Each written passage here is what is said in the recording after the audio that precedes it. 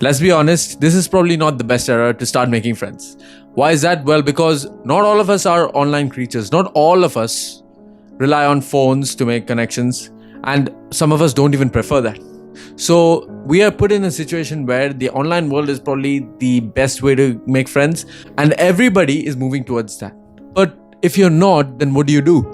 It's not like you just stay alone the rest of your life, because that's not how the world works. That's not how humans work individually. With the online world becoming bigger and bigger, you're going to see that you might disconnect with the people you associate with a lot, because some of them might be more online creatures while some are not. So you need to understand there will be a disconnect, but there's always that somebody for you, that somebody who you can really relate with. 24/7, you don't have to be on your screens. That is what you have to realize.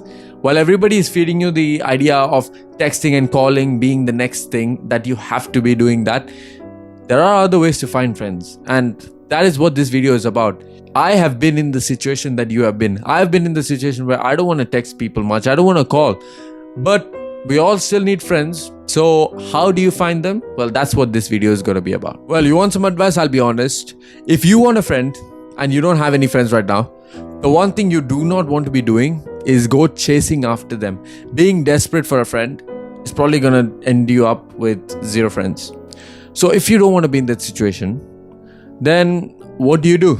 Because I'm pretty sure all of you have heard of this before. If you want something, do not chase it. It's pretty much what we learned in science before. Opposites always attract. So if your nature is probably opposite in nature to another person, you guys are probably likely to attract each other, and you guys are probably going to be good friends. Same way, if you don't chase somebody as much, you're probably going to end up being friends with them as well. So the idea is stay as far away from desperation as possible. Now, if that's the only thing, then the video ends right here, right? But no, there's actually one more thing, and that is you have to be around people who do the things that you want to emulate, the things that you like to do. You want to find people who are already there, or people who are almost reaching there. So now, how do you find that? Maybe you've already figured out the kind of friends that you want, but the problem is you don't know where to find them. So how do you do that? Well, we're back to our old friend, ChatGPT. So the first thing that you want to do is take 10 things that people in your age group right now do. So you can just type out, what do people of the age group of 18 to 20 do for fun? And you want to mention 10 things as well, because we do not want too many things. So finally, you can see these are the 10 things that ChatGPT tells you that most people of my age group do. So now if you think about it, some of these things are things I would do, some aren't.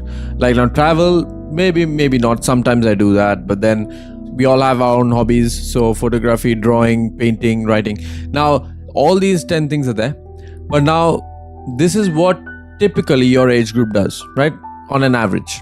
Now you should input your own thoughts on 5 things that you like to do with ChatGPT. Now you can tell ChatGPT that these are things I like, but now with the list that I gave you before, I want you to get 5 things that I can do that match my interests and my age group's interests. Now once you get that, now you're going to get a few more things that align with the interests that you have, right? These are things that both your age group could like and that you like. So now you're already going to reach a common field.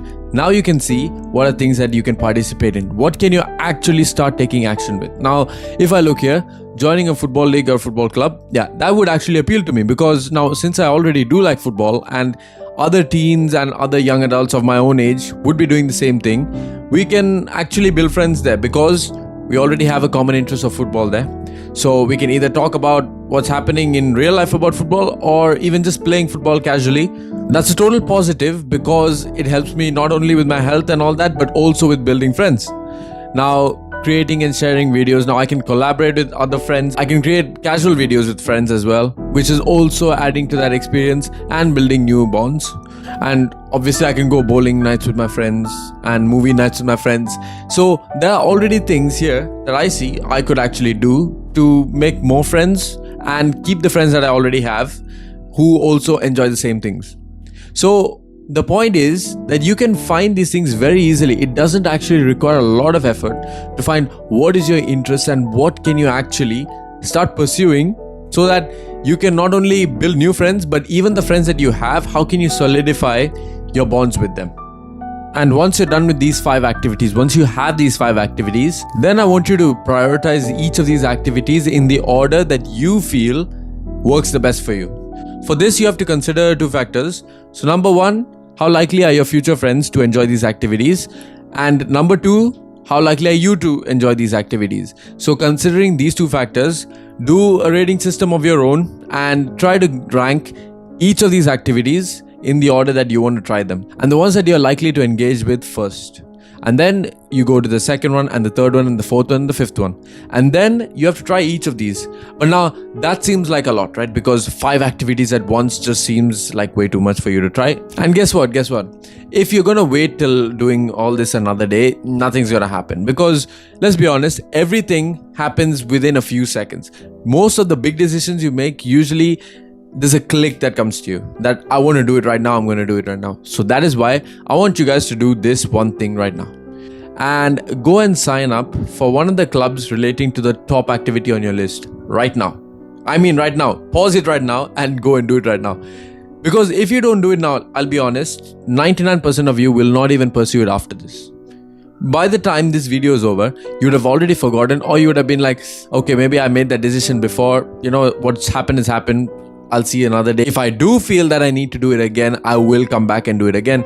To be honest, you're never going to do that. So if you guys are really keen on making a difference, go stop the video, pause the video right now, and do it right now before you come back to this video. An additional tip, whatever you do, always organize physical meetups with your friends rather than online meetups. Because as much as you might like online meetups, and while you're in your comfort zone maybe, the truth is, the more that you do not interact with them physically, that bond is not shared. Let me just relate it like this so that you understand. So let's say that texting and calling is just like making small talk with somebody. How much can you really get to know the person? How much do you really bond with that person? When you're just making small talk about, oh, how's school, how's the weather, all that kind of stuff, it doesn't really contribute to forming a bond. It's just making up time so that both people don't technically feel awkward, even though they do. Now, at the same time, if you're going to organize a physical meetup, it can be similar to having a deep conversation. So imagine the difference between having a small talk over here and having a deep talk, maybe for 3-4 hours. You guys keep on building on conversation, and you eventually end up with a meaningful conversation which actually taught you both something. And that is how bonds are formed at the end of the day. You might disagree on something, you might agree on something, but finally, it's that conversation, it's that interaction that makes it worthwhile. If you guys are the kind of people who only text and call people, but then you don't want to meet them in person often, you might want to change your stance, because maybe that's why you don't have friends who are as close to you as you want. Maybe because you do not take the time out of your day to actually invest it into meeting up with them. Because that is how bonds are formed, you know. Because when it comes to physical meetup, the people, the person that you're meeting on the other side, they know that you have taken time out of your day, right? Which is probably precious to you, and you have taken it out of your day to go and visit them. So basically, you have paid them with your time. Now that is a lot of value, because time is so valuable that some people do not understand. But when you take it out of your own day, when you could have been doing something else, when you could have been doing something that you like separately, but then instead you are actually coming to meet this person, to interact with this person, and maybe share some value with them or take some value, whatever it is, that experience is going to strengthen your bond even more. And yet again, before we continue, again, pause the video, and I want you guys to find a friend that you might not have interacted with for a while, but you really want to interact with them and you have been procrastinating for a bit. Now I want you guys to take that friend on your phone right now, and ask them to meet up for, let's say, coffee, or maybe for breakfast, or maybe just some fun activity, and meet up with that person right now. Let's put a date within this week, within even the next 3 days, if it's possible, for you to meet up with that person. And trust me, after that, I want you guys to come back to this video, this exact video, and I want you guys to comment down below. Did it actually change your perception about meeting in person and texting and calling, when you guys had a shared experience with each other. So I want you guys to comment that down below, or even if you've already had that, comment that down below as well. Let's be honest, why stop there? Why just stop at getting friends? Why not get gems in your friend circle? Why not get the exact people that you want in your life? And if you guys are interested, you might want to check out one of these 2 videos linked here, and smash subscribe, slap a like on, and always remember, never stop dreaming. See you all.